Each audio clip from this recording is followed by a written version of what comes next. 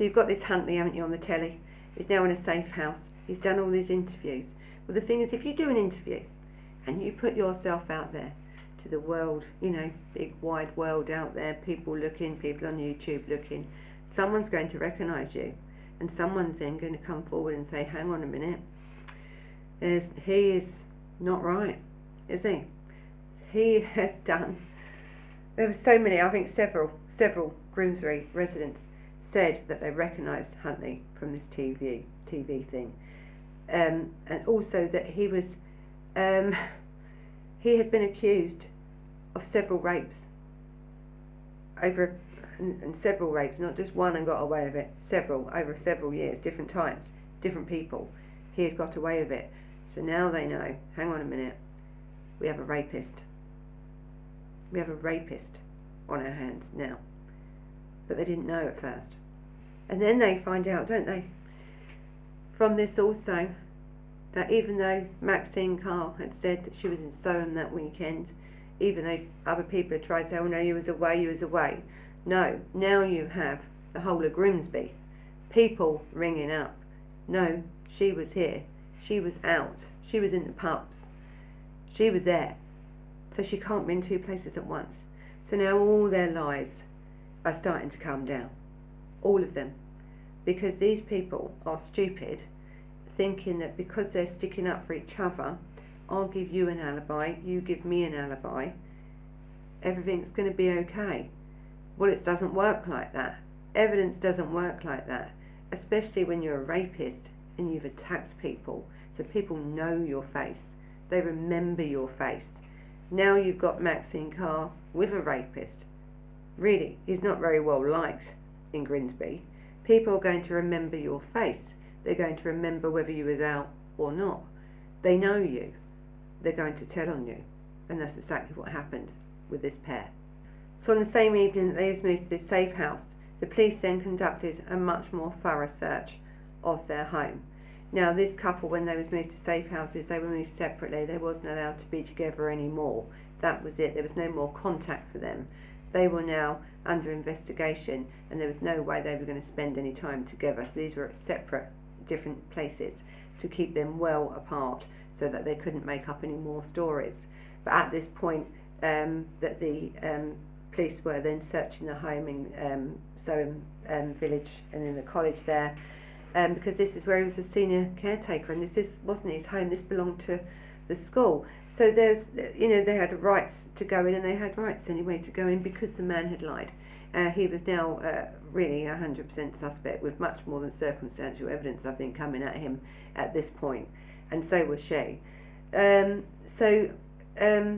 had been really meticulously cleaned, this house, meticulously cleaned. As I said before, he'd like flooded it to try and get rid of any evidence, because people think that DNA, it's just water will get rid of DNA and stuff. And it was like, as they said when they went in this house, you could smell this lemony, cleaning, fluidy stuff. It was just very lemony. So that there were artefacts found in this property. They were never made public. Now, you know, there's a reason. These children are young. They didn't need that evidence, really. We didn't need to, you know, it's on a need-to-know basis, I think, when you have victims so young. So there were artefacts found in this home of Huntley's, but and again, also included in the grounds of the school, the items of clothing the girls have been wearing and last seen, and that sort of thing. There's certain things been released, but not everything. I think we all know really what happened here. We've heard many of these cases before. We know where I'm going with this, but you can't speculate really in this because we just don't know. So this photograph of these girls in these two Manchester United tops, this is some of the items that they were found in the college grounds, in where he worked, in the school grounds where he worked. We do know that the tops had been cut first, and we do know then that they were burnt or tried to be set alight, and they were charred.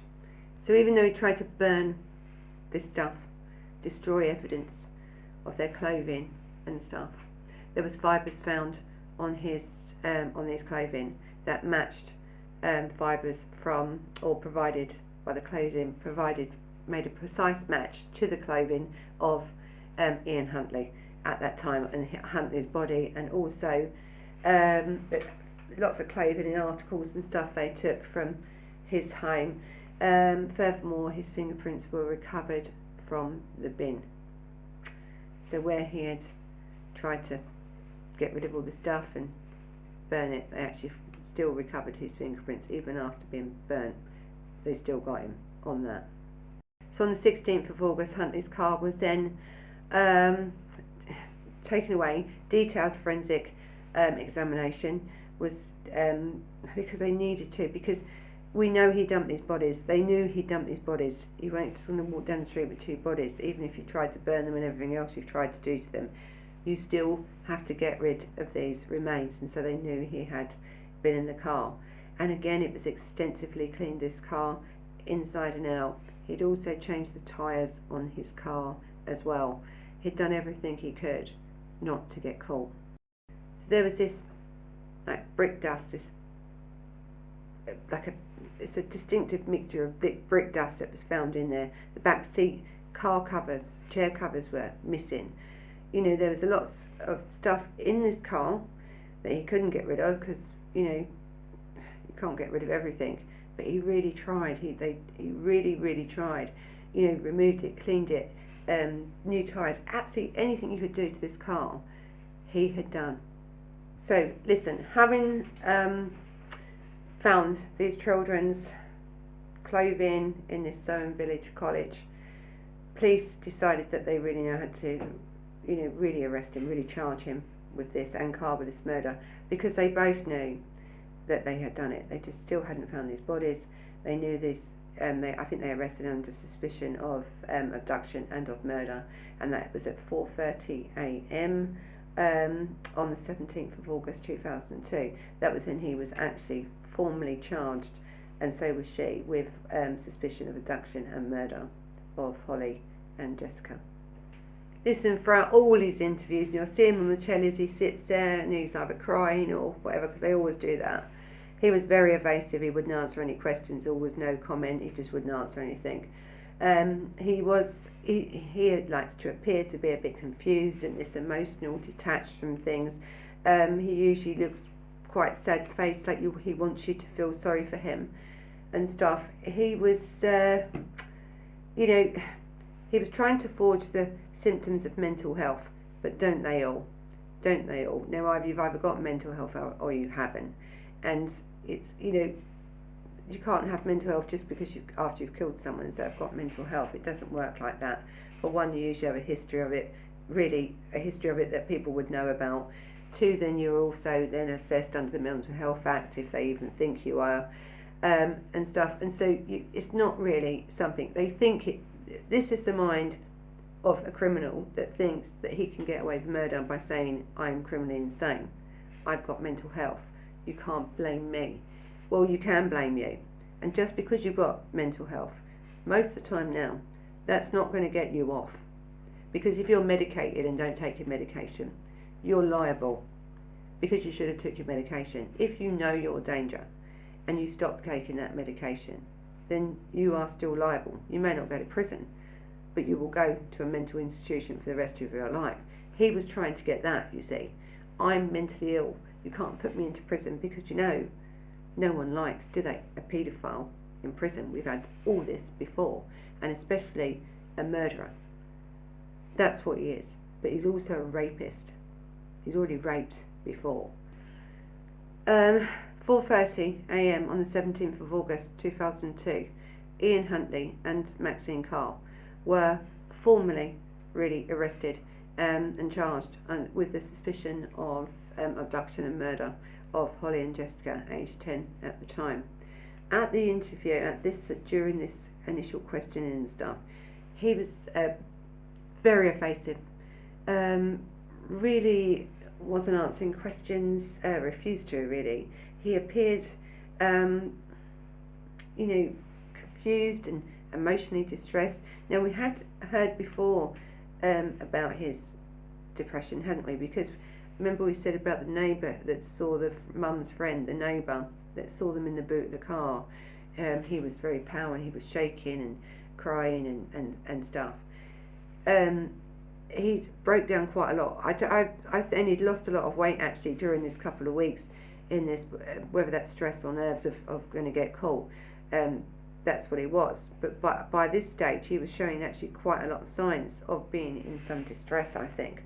And so he was drooling, and you know, listen, people forge mental health, all right, all the time, because they think if I've got mental health, I'm not going to be prosecuted for this case, or I'm not going to go to prison, or there's lots of reasons why, and it's very difficult sometimes if there hasn't been a history of mental health, and usually if there has been a history of mental health, and it's clear with some perpetrators there's a clear history of mental health, and so they're not in their right minds, and they're not capable of understanding what they're doing is wrong.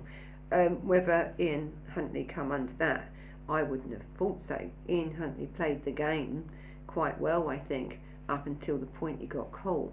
He was, yes, he may have lost a bit of weight, and he was worried, wouldn't you be, if you've just murdered 2 children, and you think, you've now got the whole country looking for you, really, when you think about it. Of course you're going to lose weight and be stressed over it.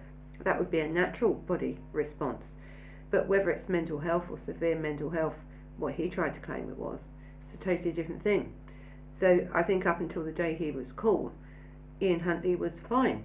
He was coping fine, and yes, he had been put on a few antidepressants and some sleeping tablets because he couldn't sleep, but he was worried. He was worried about getting caught. Well, he should have worried about that before he murdered 2 girls. Because this man was already a rapist, don't forget. He got away with it. I think he actually thought he was going to get away with murder. I actually really do.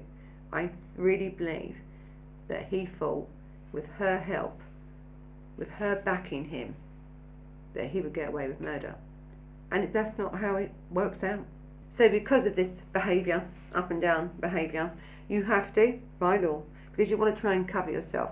You want to try and cover that you're not done anything wrong in this. If this man looks like he needs some medical assistance, or he needs to be looked at for mental health reasons, then you must do that, because you don't want to lose a case over that. You want to make sure that what you're doing is right by him, and so then you get the case that you want.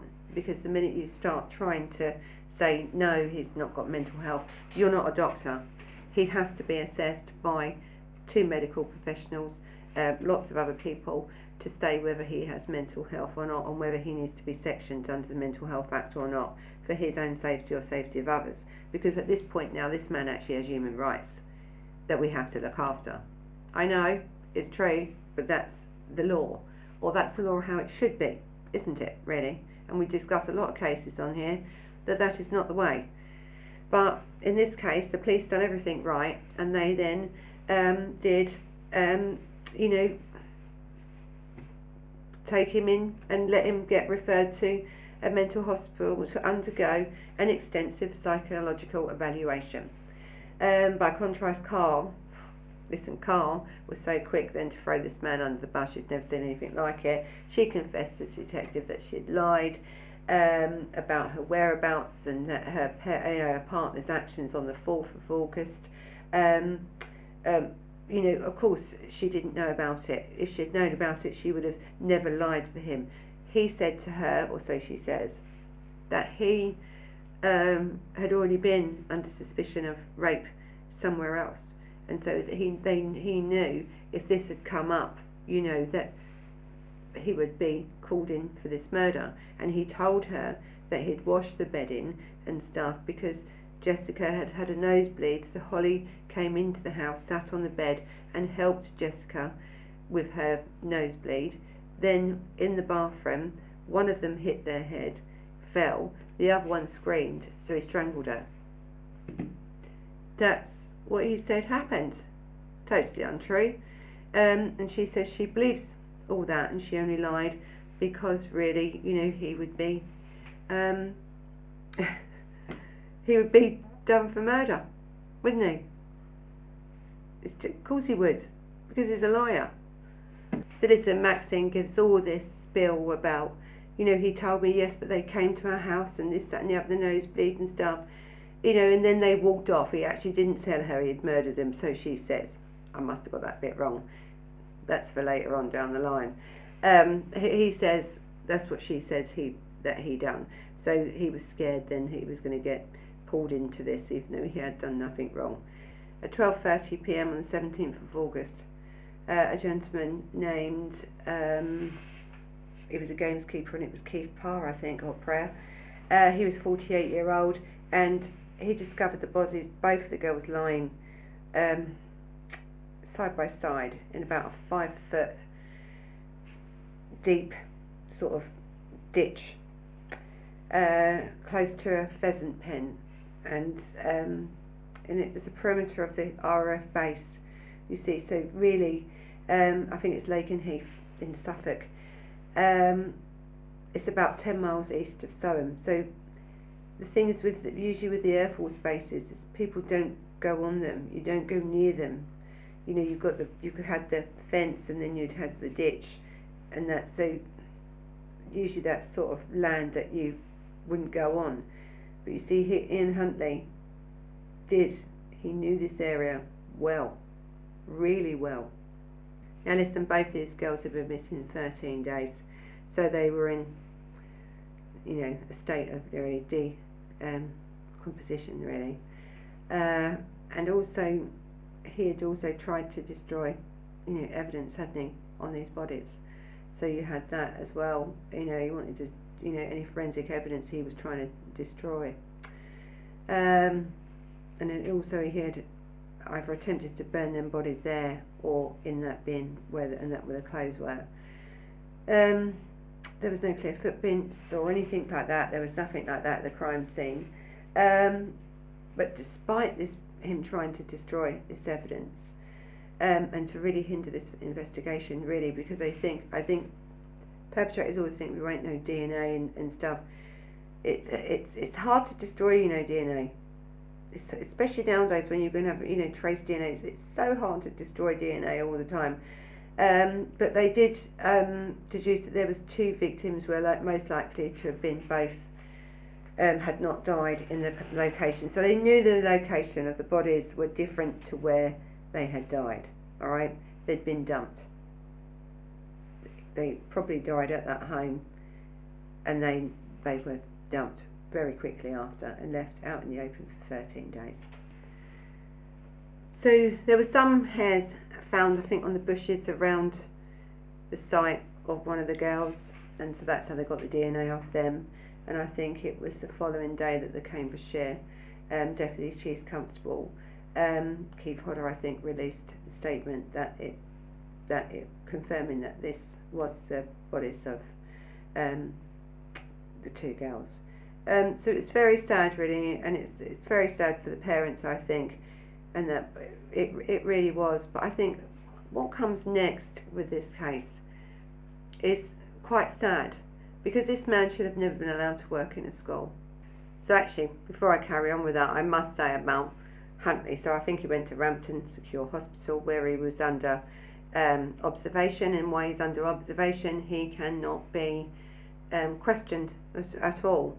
So he was formally charged with their murders, and they knew what they was going to go for. It was now abduction and murder, and I think she was charged with also preventing the course of justice. That was Maxine Carr, and I think she was charged with further 2 counts of assisting an offender, and I think on January 2003 when she went to court.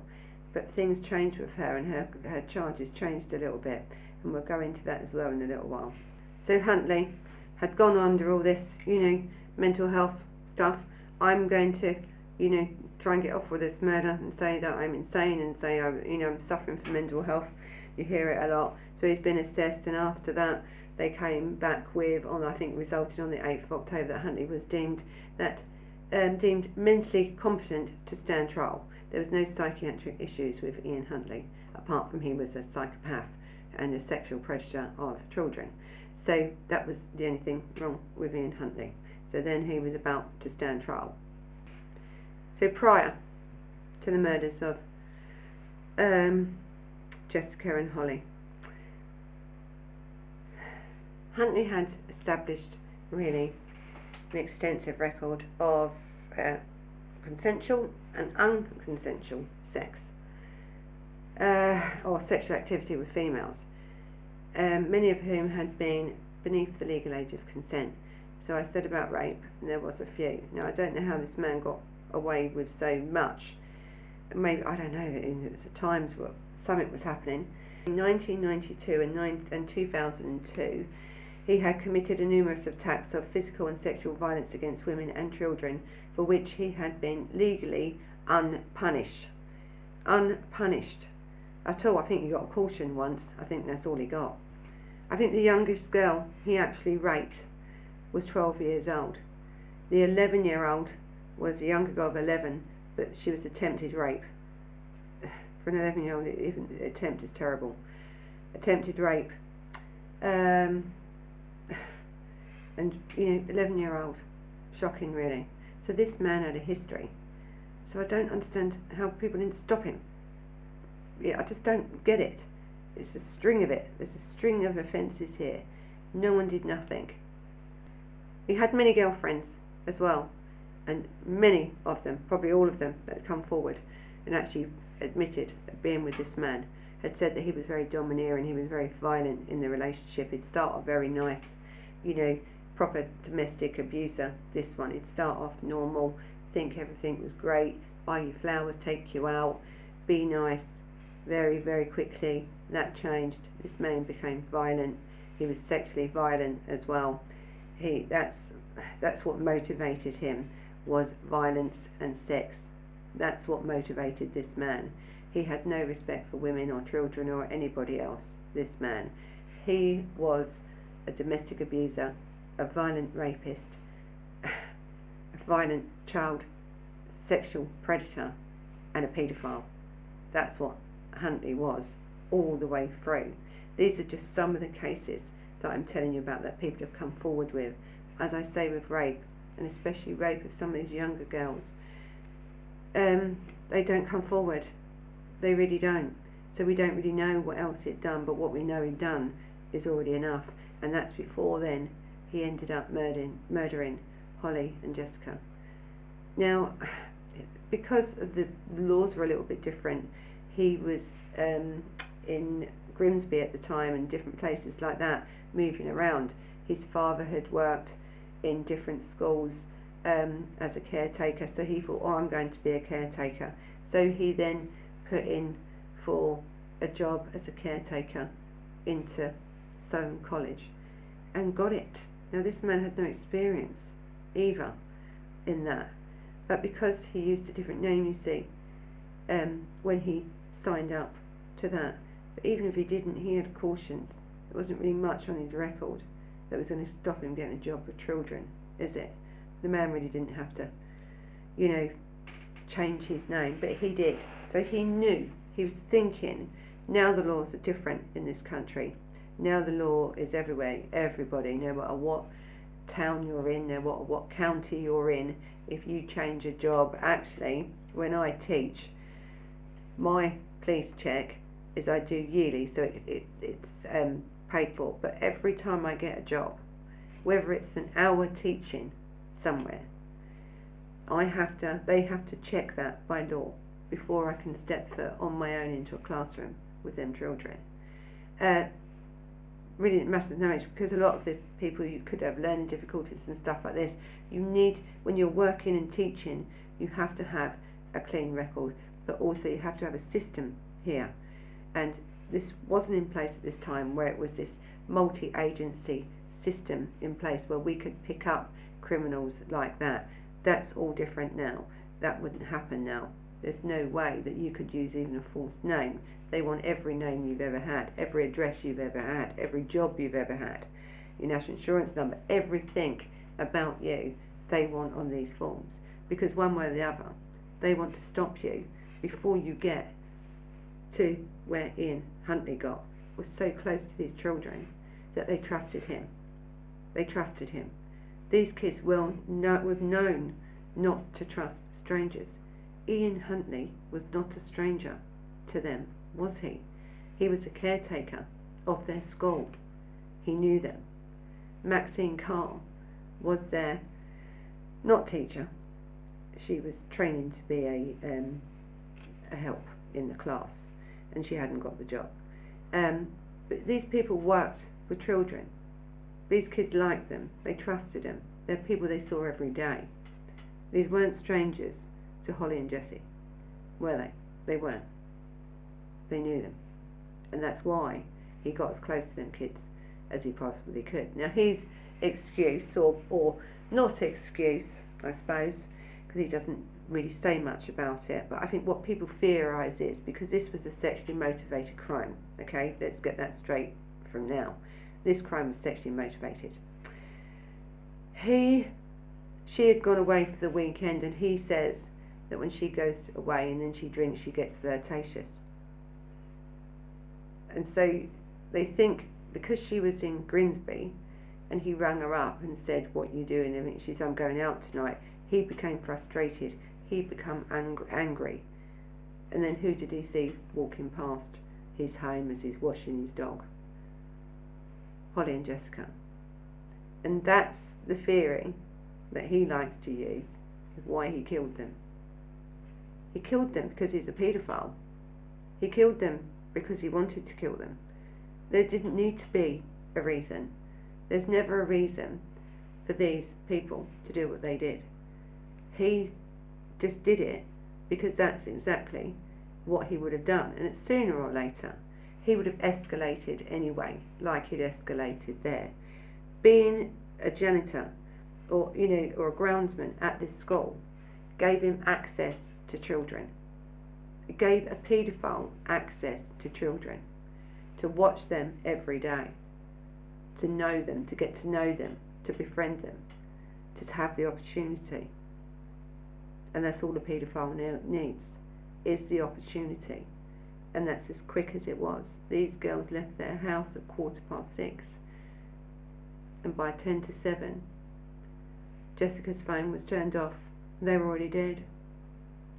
So I think in February 1999 is when Huntley actually met or started to become acquainted with Maxine Carr, 22 years old at the time.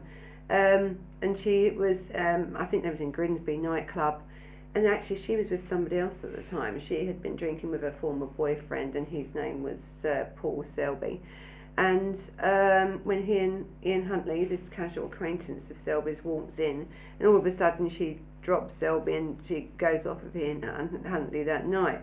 The two of them immediately like each other and are clinging to each other. And of course, if she's had a drink, because this is what Ian Huntley says about when she's had a drink, that she's anybody's really. This is what she was well known for, Maxine Carr. So listen, within 4 weeks of meeting each other, this pair has moved in together. They're in love. In 4 weeks, they're now in a full-on relationship. They are living together. I think they get a 1-bedroom or a ground floor flat in Scunthorpe. And he proposed to her in the June of 1999.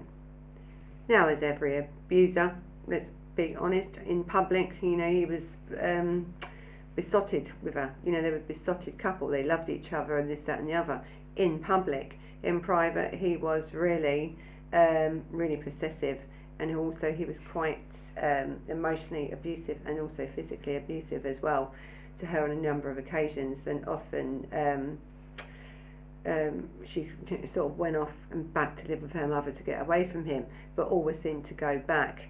I think maybe it was her background, I think, where her lack of care for herself, because that's all it can be, is lack of care for yourself, where she would allow someone to treat her like this, constantly lie for someone and do what she did. It has to be something in her background that's allowed her to think that this was a normal behaviour for her to do. So listen, she was born, I think, in Grimsby, Lancashire in 1977, I think it's 16th February 1977. Second of 2 daughters, born to Alfred, I think his name was Cab, and his wife Shirley. So really the family regularly experienced financial difficulty. I think the father and mother split up, and because that was quite a violent and volatile relationship there, and I think she didn't like her father that much, and I think she changed her name actually in the end from Carb to Carr, because she didn't want to be associated with him. But as an adolescent, she was viewed by her peers as sort of someone that was an outcast, really. She had very, very few friends as well, quite a loner, really. I don't know if she wanted the attention, but she just couldn't get it. People just didn't like her, or they couldn't, I can't think of the word really, but they just couldn't respond to her. They just sort of backed off and left her alone, even as quite a young child. Listen, she was always behind really in schoolwork. She really performed poorly in school, even though her ambition was to become a teacher at some day, and teaching's not easy, and teaching you need a lot of qualifications to teach anyway. And I think, I think she tried to aim for it, but I think she found it really struggled. She found it very, very difficult, the academic side of it, and so that then again I think put her self-esteem down as well. I think she was also overweight, and then she'd become very insecure about that and this physical appearance, and she really started to get a really bit down, and probably had some sort of mental health at a very early age. So I've read that she was, I think at 15, about 10 stone. So she was quite overweight for her size, her height and stuff. She was already struggling at school. Now she felt that she was overweight. She wasn't coping. She wasn't mixing. She couldn't make friends easy. And then the eating disorder started. The mental health side of it started. The anorexia started at the age of 16. Her weight just plummeted. I think she went down to 6 stone. Now the thing is with anorexia, it affects the brain. Okay, it's a brain disorder as well. It can do a lot of damage. You're starving your body of what it needs, and so it can really damage your body. It can stop your menstrual periods. It can stop them forever, really, if you continue to lose weight and do what you was doing. I think she got to a certain weight, and I think her mother forced her to start eating. I don't know if they actually took her to medical doctors and stuff like that, but the mother actually forced her to eat, and actually as she put on a little bit of weight, she sort of started to maintain that weight and get on with it. But this left Maxine Carr very, very flirtatious. She seemed to like the attention of men. It made her feel good. She seemed to need it. She needed that interaction with men to make herself feel good. And to tell you the truth, I think any man would have done.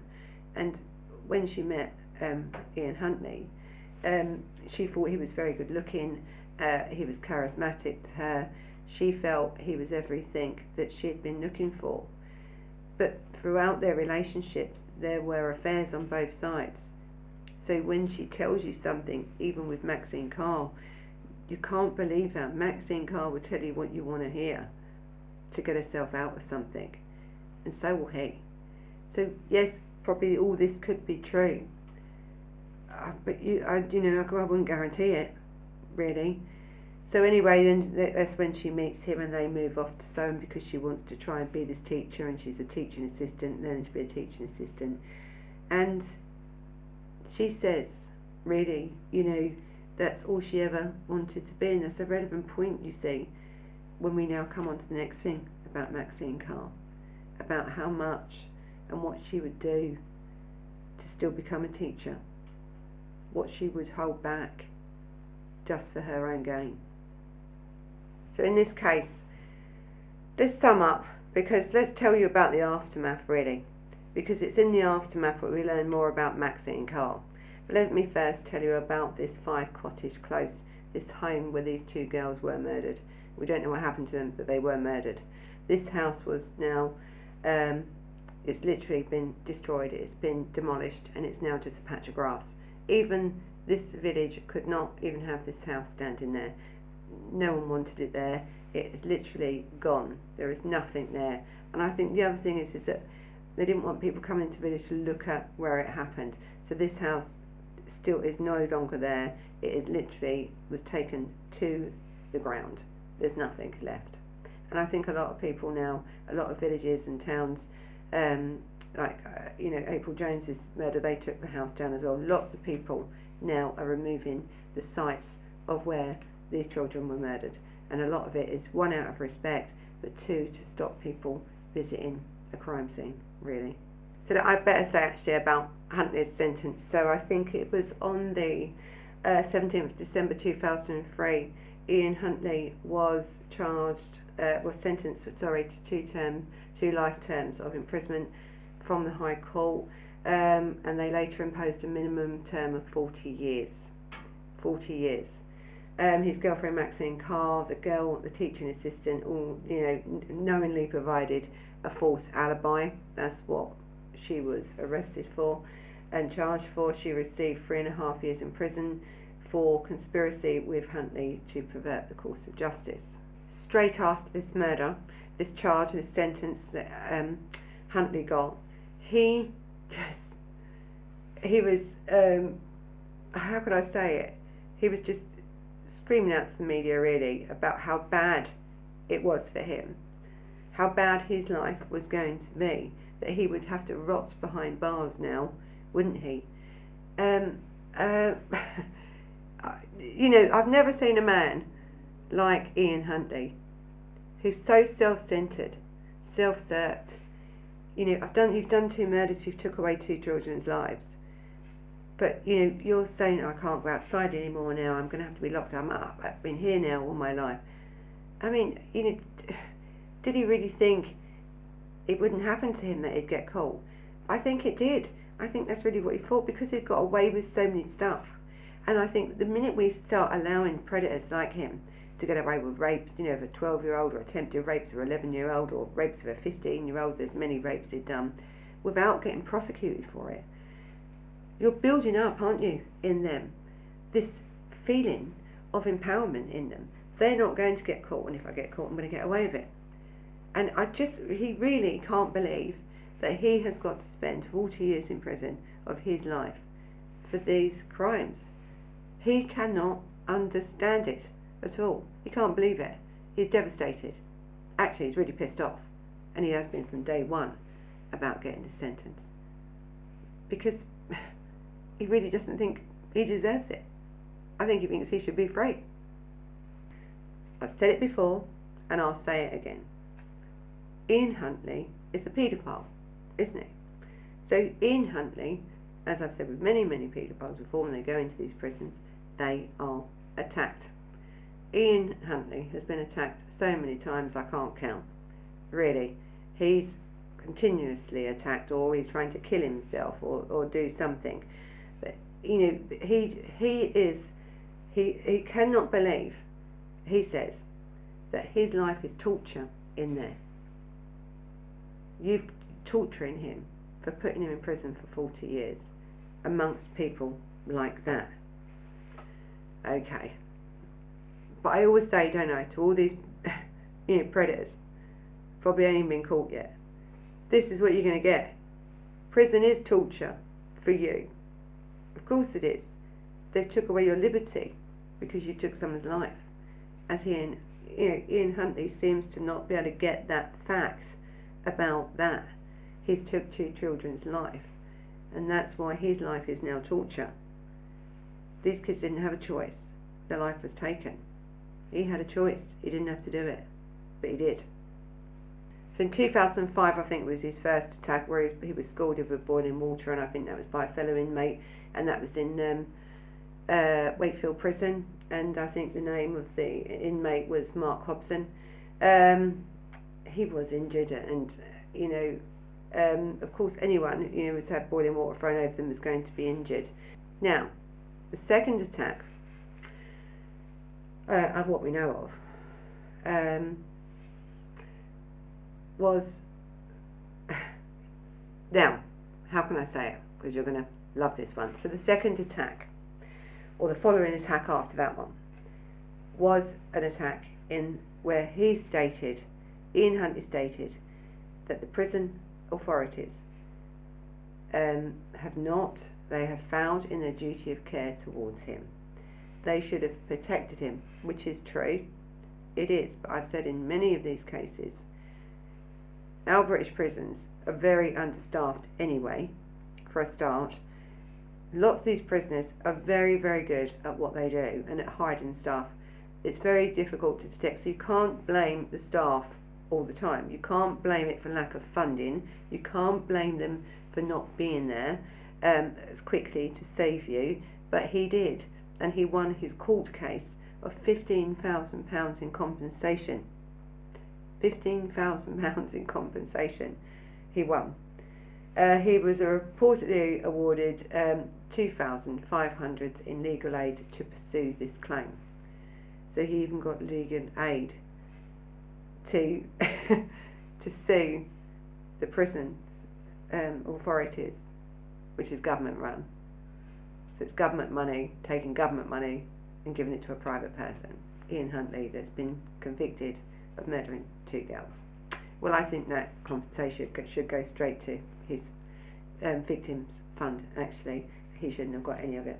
So then he was transferred from Wakefield to Franklin Prison on the 21st of January 2008, and 3 years later, on the 21st of March, he was attacked again. So he was slashed and around the throat and the face, I think, and by a convicted armed robber that actually attacked him this time. It wasn't real serious injuries, but it was superficial injuries. The injuries that Huntley received are attack. It's hospital treatment and stuff were needed, but it wasn't serious. It wasn't that close to his neck. I think the man wanted to. I think his name was Damien Fawkes. I think he wanted to kill him, because there's, as I said before, there's hits and everything out on these people in these prisons, but he couldn't get to him. So I think he'd done what he could. But again, Huntley's been attacked again in another prison. Now, again, he's also seeking damages for this injury as well, and he's also trying to sue for compensation for these injuries, again for lack of duty of care, to protect him from other prisoners, from the police authorities, of £20,000. I don't know if that one went through, because on the 5th of September 2006, I think Huntley had definitely had enough. He'd had enough of continually trying to be attacked, and it would have gone on and gone on. And he attempted suicide by taking an overdose of antidepressants that he'd accumulated himself in his prison cell. So again, you haven't got prison officers there that can't watch these prisoners 24 hours a day. They can't also watch and do searches on their prison cells to see what stuff they've got in there. And Huntley had lots and lots and lots of antidepressants in there that he had saved up for a special occasion, as he calls it. But it was at this time, this suicide, not any of the other attacks, this suicide. No, he survived. He was taken to hospital and he survived the attack, as we all know. But it was what they found in his cell, you see, when they then did the search of the cell, because even though he's in hospital, they need to know, where has he got this medication from, these antidepressants? Where's he hiding it? Where's his hiding place? Oh, they didn't find medication. They found a video tape, or a tape recorder, a recording tape. Now, Huntley had recorded everything on there about Maxine Carr and stuff like that, to which he just put everything on there, not because he wanted to be great and he wanted to tell the truth, and he wanted, if he died, to have the truth out there, to help this family and stuff. No, it was arranged that another prisoner, once he was dead, would go into the cell, retrieve the tape recording and sell it to the press for money. That's what that was all about.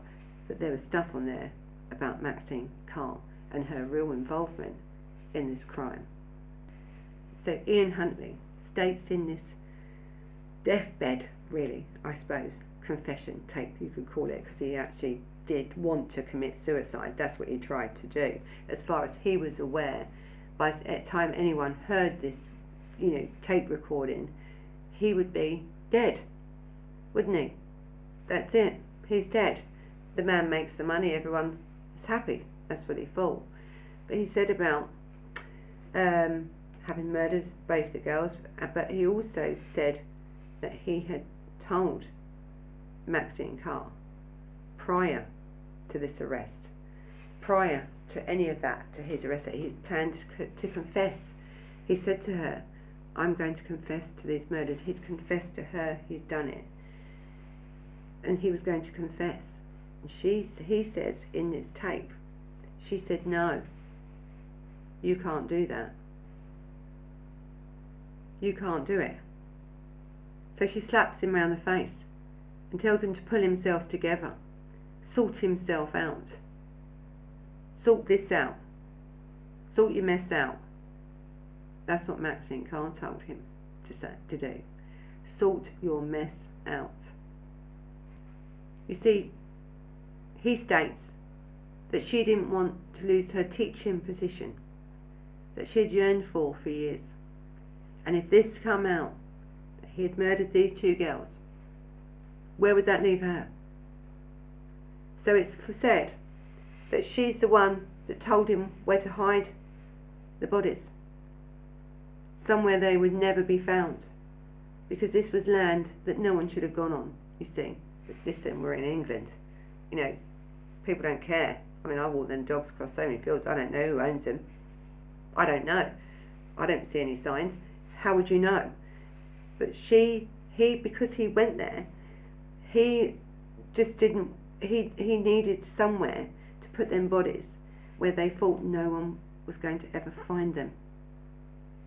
He also states in this tape that Carr, Maxine Carr, the girl that only done 3.5 years in prison and then is out, told him to burn them bodies, destroy any evidence, any DNA evidence on them bodies. So the thing is with Carr, Maxine Carr, yes, she's a woman. Yes, she was teacher, or she was a teaching assistant with these kids. She knew these kids, and as you've seen by her clip, she's holding up the card, you know, from the kids. This is a woman that's told Ian Huntley to burn them, get rid of them, pull himself together, slapped him, because she wants to be a teacher. Now, does this sound to you like someone who has been through domestic abuse with this man? Does she seem like someone who this man could control, put down, overpower? Because that's what she wanted you to believe. This is what she wanted the prosecution to believe, and they believed her. You see, they believed her, because this tape didn't come out till 2006. It was too late then. She'd been tried. She was out. She was out. 3.5 years later, the girl's out. And the girl's out, and of course she's out with a new identity. And that identity for her and her family cost between £1 and £5 million. But then that's not enough for Maxine Carr, you see. So she's out, we can't touch her. She's living a new life, God knows where she is. Who cares? We don't. That's not the last of her. She's had all that. Then she approaches a publishing company to write her autobiography. Her autobiography, you know, and to sell that for money, to make more money off this. She hasn't even really, I think, justice has not been served here for Maxine Carr. There's a lot more to Maxine Carr than Maxine Carr wants you to believe. Ian Huntley didn't say anything about Maxine Carr at his trial. He took the blame. He didn't say it until he thought he was going to die. That's when he said it. He left it on a tape recording. So I don't believe that Maxine Carr was ever abused by this man. I just don't believe it. Because many of you out there, and we talk about many domestic violent cases, don't we? Domestic homicides, we talk about these all the time. Her personality does not seem to me like someone that had gone through that. This girl was in control. This girl's telling him, this is what's going to happen. If she was domestic abuse, this was her way out. Wouldn't it have been? The minute that man told you he'd murdered someone, really, you'd think, thank God, I'm out of here. he's going to go to prison for a very long time. Not Maxine Carr. Hide it. Slapped him. Pull yourself together. Burn the bodies. Get rid of them bodies. Get rid of the evidence. Does that, to me, Maxine Carr is as bad as he is. She really is. Because these families, if them bodies by accident hadn't have been found, that's the only reason they was found by accident. Really. These people still could have been wondering where their children were all these years later if Maxine Carr had had her way, and if Ian Huntley had such more sense than she thought he had. So listen, this has been the Soham case. It's a shocking case, isn't it, really, when you think about what's happened to these poor children. And then you have Ian Huntley and Maxine Carr, one in prison for 40 years. Can't believe he's in there. Can't stand it. You've ruined my life. My life's terrible in here. Really. But then you've got Maxine Carr, new life. £1 to £5 million worth of it, her and her family. And then wants to go on and sell her story to make more money. Well, I tell you, there was such an uproar when it came out about Maxine Carr wanting to sell her story that publishing deal fell through. Because I can't see anybody wanting to publish that woman's story, that woman's lies, because that's what she is. She's an absolute liar, and she should still be in prison the same as he should have been for what she's done. It's really terrible. Really, really bad. So listen, you know what to do. Subscribe. However you want to do it. I need one of these things on the bottom of the screen, don't I? Anyone knows how to do it, let me know. You know, they like subscribe and then they bounce all these things. I can't do it because I'm no good at that sort of thing. Someone help me, please. You know what to do. So you can follow us on Instagram and you can follow us on Facebook. You can also catch this case coming up on Let's Have a Chat About Murder on Spotify. So thank you, my partners in crime, for joining me. I hope you found this case interesting. I like to see all your comments, and I'll be speaking to you soon. So until the next time, bye bye.